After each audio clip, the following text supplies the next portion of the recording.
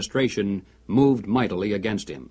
The pressures were so great that he was forced to abandon his investigation, and no one has dared to try it since. After a man has far more money than he possibly can spend for pleasures, what is left to excite him? For those with a ruling class mentality, the answer is power, raw power over other human beings. Money can buy such power only to a point. Beyond that, politics is the sport, and world politics is the ultimate game. For the purposes of this presentation, we have referred to those in the international power structure as capitalists. But these men are not really capitalists in the classical sense. They are merely rich socialists. They have gained their vast wealth not through honest competition and free enterprise, but by political influence and favoritism, the granting of government protection to eliminate competition, and by gigantic fraud of the money system, backed by government force. These men are striving to create a world superstate, with the expectation that from behind the scenes they will be the ones who will rule. Not free enterprise capitalism, but big government is the conspiracy's life force. World government is its ultimate goal. But what is the best way to sell big government and then world government to a people like ours, historically devoted to an independent republic of limited powers? The answer is simple.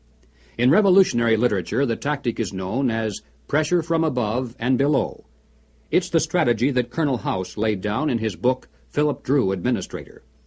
Deliberately create problems, and then offer only those solutions that result in the expansion of government.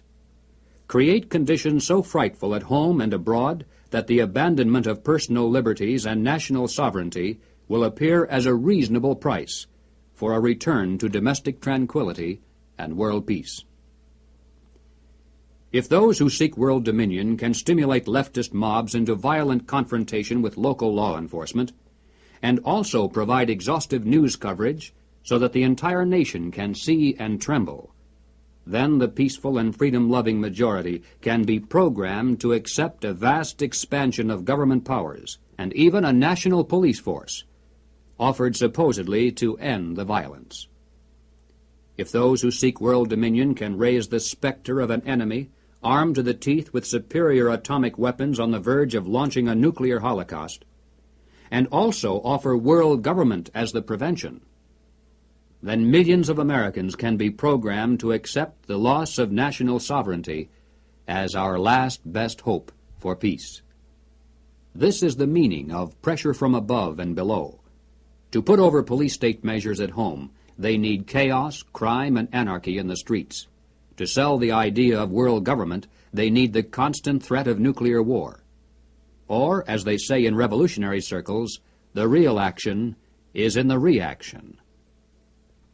In 1968, Random House Incorporated published this book by James Coonan, The Strawberry Statement, Notes of a College Revolutionary. Coonan carries the usual New Left credentials, and is a classic example of the extent to which a highly intelligent mind can be programmed by the establishment into thinking that it is acting against the establishment. Coonan was one of the leading participants in the first student seizure of an American university, which occurred at Columbia in April of 1968. Initially, the movement was not large, and easily could have been stopped by a simple police action. But, as usual, the anti-establishment forces received their greatest help from the establishment itself. For several days, police were told not to interfere. Meanwhile, university officials groveled in the face of outrageous propaganda charges, and the media made national heroes of the rebelling students. MGM even made a movie out of Coonan's book. On page 130, Coonan wrote, "In the evening I went up to the U to check out a strategy meeting. A kid was giving a report on the SDS convention. He said that at the convention, men from Business International roundtables, the meeting sponsored by Business International for their client groups and heads of government, tried to buy up a few radicals. They offered to finance our demonstrations in Chicago. We were also offered ESSO, or Rockefeller money. They want us to make a lot of radical commotion so they can look more in the center as they move to the left." Jerry Kirk, while a student at the University of Chicago, was active in the SDS, the Du Bois Club, the Black Panthers, and the Communist Party. In 1969, Mr. Kirk broke from the party, and the following year testified before the House and Senate Internal Security Committees. Here is what Mr. Kirk has told us. Young people have no conception of the conspiracy strategy of pressure from above and pressure from below. They have no idea that they're playing into the hands of the establishment they claim to hate. The radicals think they're fighting the forces of the super-rich, like Rockefeller and Ford, and don't realize that it is precisely such forces which are behind their own revolution, financing it, and using it for their own purposes. When Stokely Carmichael was head of the militant revolutionary group known as SNCC, he was invited to speak at the University of Chicago. Jerry Kirk, then still a Black Panther, was among those who attended, and here is how he described Carmichael's appearance. Mr. Carmichael was obviously in the middle of something rather important, which made him more nervous and more tense than in the past. He started speaking of things which he said he could not have said before, because his research was not finished. He spoke of the false consciousness of many blacks who believed the Jews were the instrument of oppression of blacks. And he made note of the fact that even though many Jewish people, for example in New York, own quite a bit of land, one must understand that the overwhelming percentages of mortgages in Harlem was owned not by Jewish people, but by Morgan Guaranty Trust, the Morgan family, and Chase Manhattan Bank, the Rockefellers. He repeated the line from the song he liked so well. "Something is happening here, but you don't know quite what it is, do you, Mr. Jones?" What he was getting at was that the Jews were simply one strata of society who are themselves being oppressed by people who were much richer and much more powerful. In the agencies of this power, he cited banks, the chief among which were Morgan Guaranty Trust and Chase Manhattan, and the foundations connected with these monoliths. It was not long after this that Stokely Carmichael mysteriously was ousted from both SNCC and the Black Panthers. Apparently, he had learned too much. More and more young radicals are beginning to wake up to the fact that their entire lives have been carefully programmed by the very people who are their hate symbols. They're beginning to realize that their so-called anti-establishment outlook actually is the calculated product of the establishment press, the establishment communications media, the establishment entertainment industry, the establishment schools.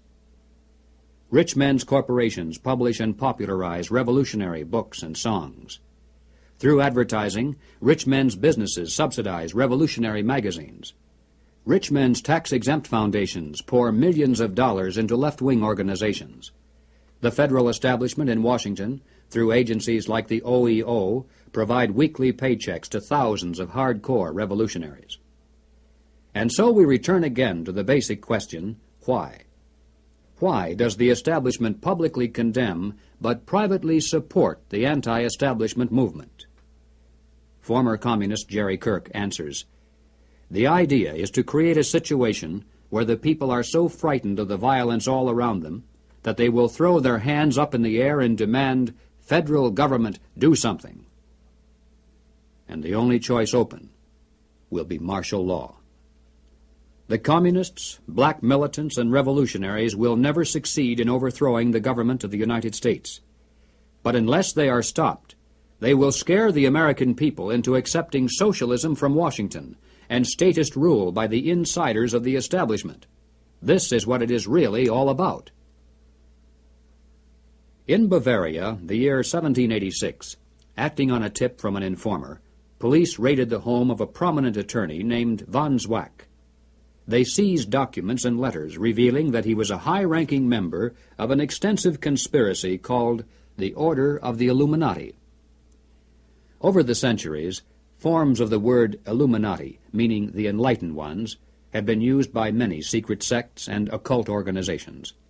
Most prominent among these were the Alumbrados of Spain, the Gueronnais of France, and the Roshania of Afghanistan. But these were concerned primarily with psychological and spiritual objectives, a proclaimed inner wisdom and mind mastery of the secrets of the universe.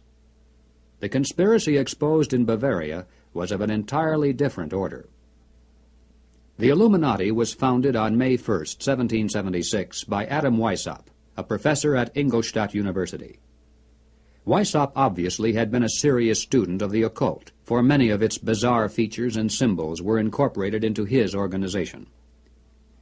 Weishaupt had been active in the Masonic lodges of Germany, and found in them the perfect vehicle for recruiting into his secret order, which he described publicly as the highest level of Freemasonry.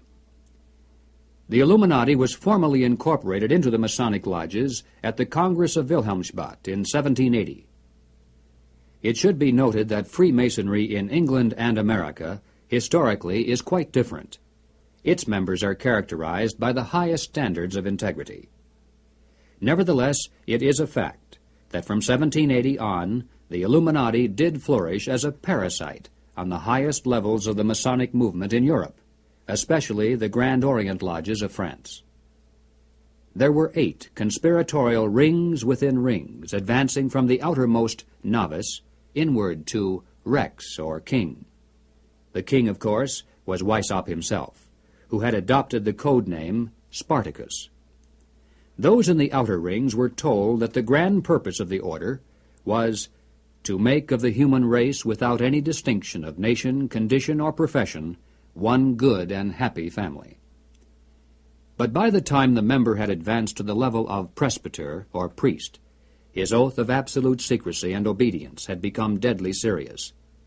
Only then was he allowed finally to see the ultimate goal of the order. It was the destruction of all religion, replaced by the worship of reason, or humanism, and the destruction of all independent governments, replaced by a new world order, a world government ruled from behind the scenes by the illuminated ones. Needless to say, most members were never allowed to see these goals. In the words of Adam Weishaupt himself, "These good folks swell our numbers and fill our money box. Set yourselves to work. These gentlemen must be made to nibble at the bait. But this sort of people must always be made to believe that the grade they have reached is the last." The public record of the Illuminati is quite thin, but it does show that before it was exposed briefly in 1786, it had already enjoyed immense success in attracting into its outer rings some of the most prominent men of Europe. Its roster